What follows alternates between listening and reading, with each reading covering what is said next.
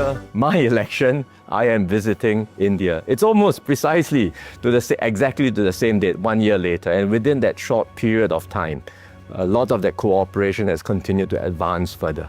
And that's what the India-Singapore cooperation is based on, not just on words and rhetoric, but also on concrete action and outcomes.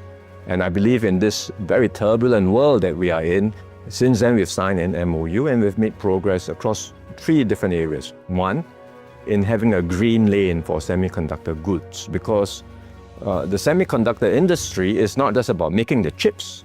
You need raw materials, you need equipment, you need suppliers. So we are trying to bring the 2 ecosystems closer together through a green lane that will facilitate exchange and will align best practices and standards in this development of skills in this area, including discussing the potential of doing a joint skills training center in Gujarat for semiconductors.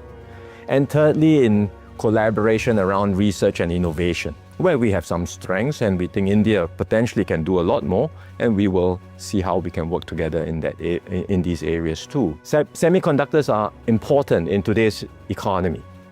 You need chips to propel the digital economy forward. And given the strategic importance of semiconductors, we do want in the world a more diversified and resilient supply chain.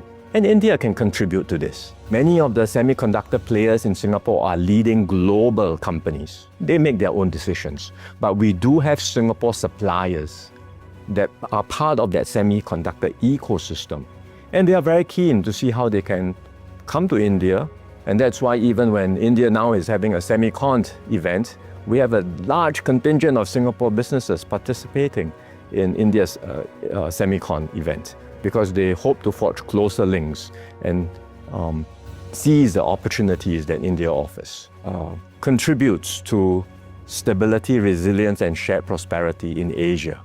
And that opens up new opportunities, not just for India itself, but for its partners around the region. And that's why we are keen to see how we in Singapore can play a part in supporting India's development in this industry. There will always be short-term volatility with investments, but we try to take a long-term perspective. And from that point of view, we are optimistic about India's growth prospects because of your young population, your rising middle class, your dynamic tech sector, and importantly, a government that's committed to reforms, proven track record and actions.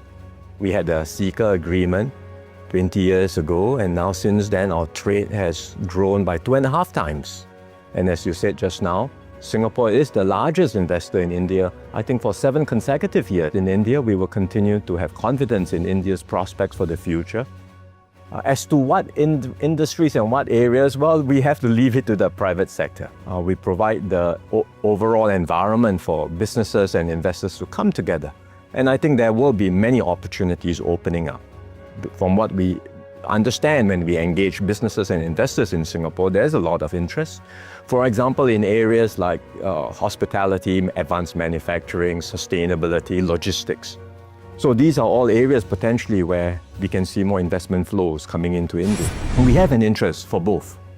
For green energy, we are doing our part to accelerate Singapore's decarbonization journey. It's more difficult for Singapore, I think, compared to many other countries because of our constraints. We are a city-state, we don't have a lot of land, we don't have access to renewable energy at scale.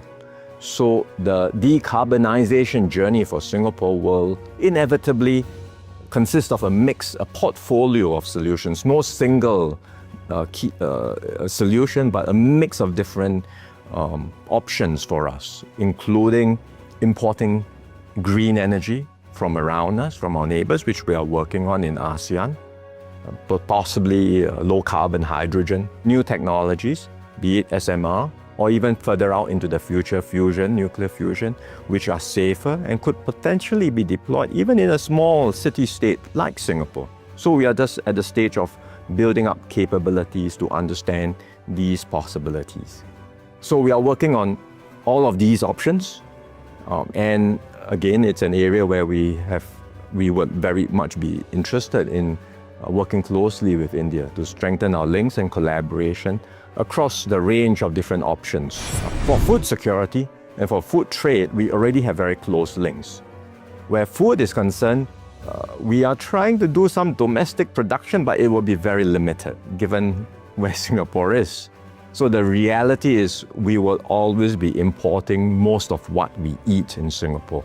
So our food security strategy is one of diversification. And our agencies are continuing to engage one another. We've discussed this, the ministers discussed this at the RSMR, how we can facilitate more trade, how we can have more exchanges amongst the agencies where food safety and regulatory standards are concerned. And we will continue to welcome more food imports from India as a way to diversify our food sources and enhance our food security. Because data is what underpins a lot of the activities for finance and for the digital economy. And you need that ability to exchange data more seamlessly. Cross-border data corridor between India, potentially in GIFT City, and Singapore. And if we can get that going, I think that will potentially allow us to, from the pilot, understand what are the parameters, what are the concerns, something that the ministers had discussed at the RSMR. And we are hopeful that we can advance this particular pilot and regulatory sandbox idea. Beyond the data itself, then you can start talking about how we can collaborate in other areas, including in capital markets, for example, and expanding our cooperation there.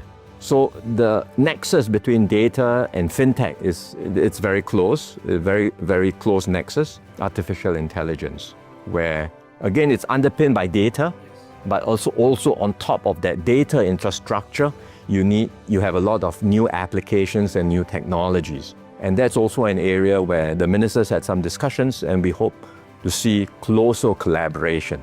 You have your applications, you have industry-specific models too. You've got to think about safety, responsible use of AI. You've got to think about research and new frontiers for artificial intelligence. All of these are potential for us to collaborate on, grounded on trade and cultural exchanges over a long period of time.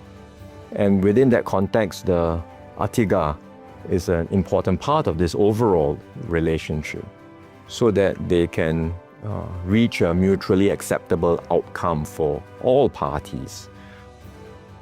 Because we want that trade to continue flowing. We want to have closer ties between ASEAN and India. And quite besides just trade in goods, I think we can forge closer ties in other areas. Services, in digital connectivity. ASEAN is trying to integrate our economies of ASEAN with a digital economy agreement. And if we can do that together with India, I think that would be potentially yield a lot of new opportunities. ASEAN is trying to connect ourselves with an ASEAN power grid and to link ourselves up more in terms of sustainability and green energy. And again, there's potential for us to do more with India. Within Asia, we already have China as one growth engine. India will be the second growth engine, there's no doubt. We think that ASEAN can be the third. And combined, these growth engines will contribute to the stability, resilience, and continued prosperity of Asia, to continue with its Act East policy. And Singapore will do our part to facilitate these closer links between India and ASEAN. Likewise, we hope that America and India will be able to continue the engagement and dialogue and find ways to address some of the issues that have emerged more recently. Singapore watches all these with great concern, but we watch with great concern because we are a small and open economy, very reliant on external demand, and all of these global uncertainties, the additional barriers to global trade will impact on external demand and will have an impact on our small economy. So we are concerned about the developments. We will try to do our part to facilitate discussions and engagement and dialogue where possible. And we believe we can do so with India because we have with India a strategic partnership built on 60 years of friendship and trust. So in this very uncertain world, there is all the more reason for us to double down on this very critical India-Singapore relationship.